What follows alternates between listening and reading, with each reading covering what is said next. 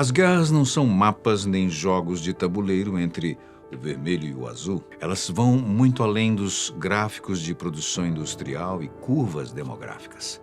Elas são corpos. São mães que esperam mensagens que nunca chegam. É o som de botas atravessando a lama fria. É a matemática cruel que tenta transformar vidas humanas em estatísticas administráveis. Afinal, toda guerra começa com uma conta, uma projeção e um cálculo feito em gabinetes aquecidos, bem longe do cheiro de sangue. Foi assim também o início da invasão russa à Ucrânia. A matemática parecia simples, quase vulgar na sua lógica. A Rússia tem uma população cerca de 4 vezes maior que a ucraniana.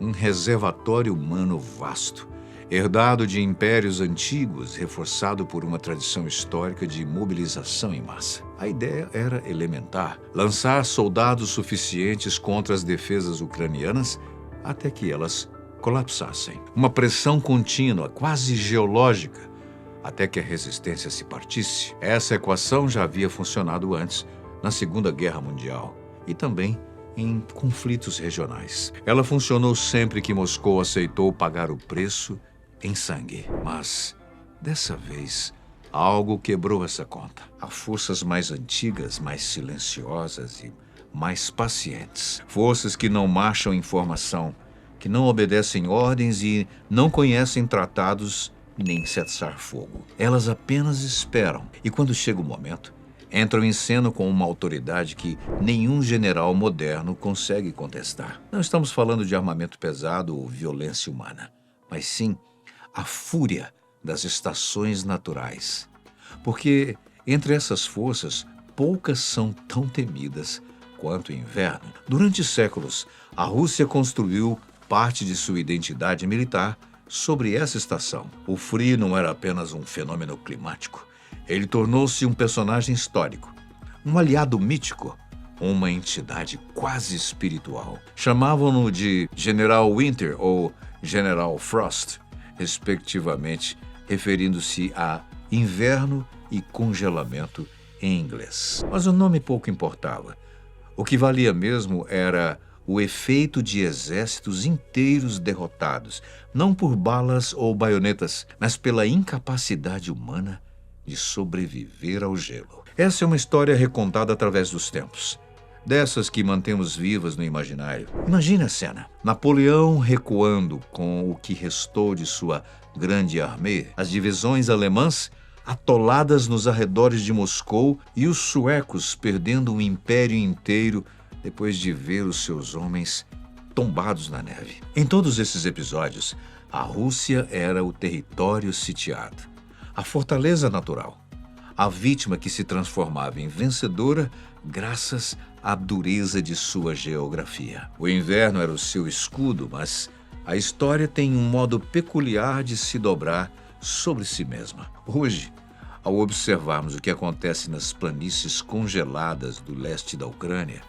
percebemos que algo profundo se rompeu nesse pacto ancestral entre a Rússia e o frio. Pela primeira vez em gerações, Moscou não está defendendo a sua terra, está invadindo a de outro, e isso muda tudo. O mesmo inverno que antes protegia, agora devora. Acompanhamos os relatos vindos das linhas de frente com uma sensação crescente de assombro, não apenas pelos números de mortos ou pela estagnação militar, mas pela transformação simbólica em curso. Nas regiões de Pokrovsk e áreas adjacentes, forças ucranianas seguem mantendo posições que Moscou anunciou como conquistadas. Mapas oficiais russos mostram avanços que não existem. Declarações de triunfo ecoam em canais estatais, enquanto, no terreno, homens tremem em valas rasas cavadas às pressas. Mas o que mais impressiona não é a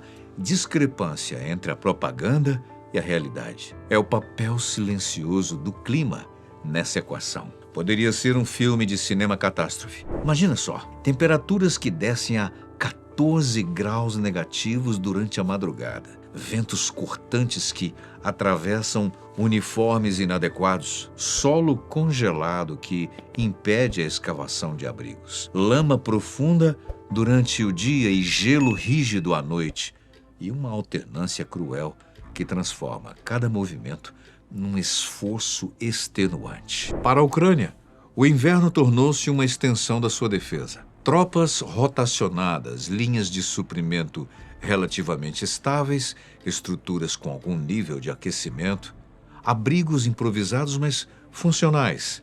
Ou seja, há estrutura, há planejamento e há, sobretudo, a compreensão de que sobreviver é parte da estratégia. Para a Rússia, o frio atua como multiplicador de falhas. Os soldados enviados ao ataque carregam apenas o que conseguem transportar nas suas costas. Um saco de dormir, um isolante fino e talvez um pequeno fogareiro. Qualquer tentativa de acender o fogo se transforma imediatamente em alvos visíveis para drones equipados com câmeras térmicas. O calor denuncia e a chama é a própria sentença. Eles não podem se aquecer e não podem cavar. Não podem permanecer imóveis por muito tempo sem perder a sensibilidade dos dedos. A hipotermia não chega como um evento dramático. Ela se instala devagar. Primeiro o entorpecimento e depois a confusão mental. Em seguida, uma estranha sonolência. Muitos simplesmente se deitam na neve, convencidos que precisam descansar por alguns minutos, mas não voltam a se levantar. O inverno, nesse contexto, não é apenas uma condição ambiental. Ele se torna um mecanismo de seleção brutal. Relatos vindos da frente indicam que os soldados russos feridos, mesmo levemente, muitas vezes congelam até a morte antes de receber qualquer tipo de evacuação. A estrutura médica é precária. E o treinamento em primeiros socorros é praticamente inexistente. Muitos ficam dias ou semanas aguardando um resgate, que talvez nunca chegue. Mais de 5% dos soldados que poderiam ser salvos acabam morrendo por falta de atendimento adequado. Não por gravidade dos ferimentos, mas por simples abandono. Em 2022, surgiam notícias de militares recorrendo a campanhas de arrecadação para comprar botas, coletes balísticos e equipamentos básicos. Em 2025, os relatos continuam mostrando homens enviados ao combate sem capacetes, sem proteção adequada e roupas térmicas apropriadas. Alguns grupos entram em assalto com apenas 4 soldados usando capacete, entre 20. O frio encontra essas cabeças descobertas como quem encontra portas abertas.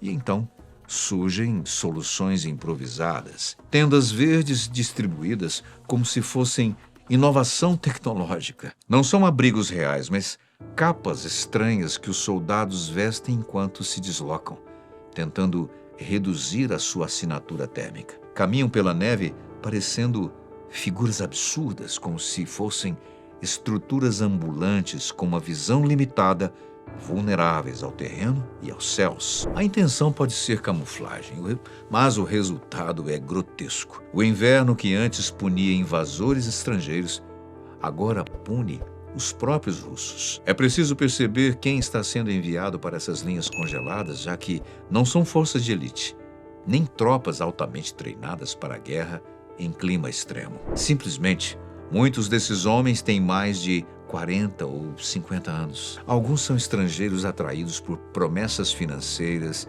e outros vêm do sistema prisional. Há relatos de idosos entre os capturados. Esse não é o material humano de um exército preparado para enfrentar o frio. Engajamentos diários caíram cerca de 30%. Não por escolha estratégica, mas porque os corpos simplesmente não respondem mais. As articulações travam, a resistência física desaparece e a motivação se dissolve. A verdade é que o general Winter está fazendo o que sempre fez, só que agora ele trabalha contra Moscou. Há histórias que parecem extraídas de ficção distópica. Olha só, soldados são usados como antenas humanas e obrigados a permanecer ali imóveis em pontos específicos para ampliar os sinais de comunicação. Homens são transformados em infraestrutura descartável e pessoas em geral são reduzidas a componentes de rede. Essa situação traz um aperto difícil de traduzir porque não é apenas brutalidade,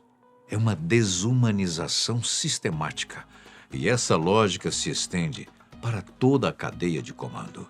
Tudo isso acontece enquanto o Kremlin insiste em narrativas de avanço, vitória e progresso inevitável. Mas os relatórios independentes mostram uma realidade diferente. Ofensivas que não avançam, ataques que se dissolvem antes de alcançar objetivos, ondas sucessivas de homens lançados contra fortes posições sem a cobertura adequada. O país que construiu parte de sua narrativa de grandeza justamente sobre resistir ao inverno, agora se vê destruído por ele. Não por incapacidade climática, mas por escolhas políticas e militares que ignoram a realidade básica da guerra em território estrangeiro. Talvez isso explique por que a situação é tão devastadora. A justificativa é que o inverno não protege quem avança sem preparo. Ele não poupa quem trata soldados como recursos descartáveis.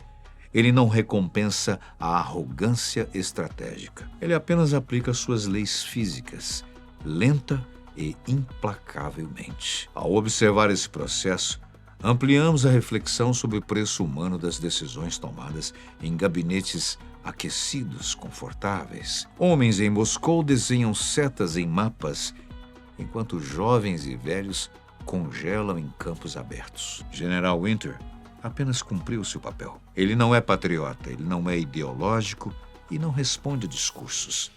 Ele simplesmente age. E enquanto age, os homens congelam em valas, os oficiais pedem para sair, as ofensivas se dissolvem e as famílias aguardam notícias que talvez nunca cheguem. Quando tudo isso passar, quando os mapas forem redesenhados e os comunicados oficiais arquivados, restará a memória desses corpos silenciosos espalhados pela paisagem branca. Refletir sobre isso causa uma sensação incômoda, a de que o inverno, mais uma vez, entrou para a história. Só que dessa vez não como salvador da Rússia, e sim como testemunha da sua própria erosão humana. O general Winter continua ali, paciente, em observação. A questão é que ele sempre cobra o seu preço. O que você acha dessa frieza da lógica da guerra?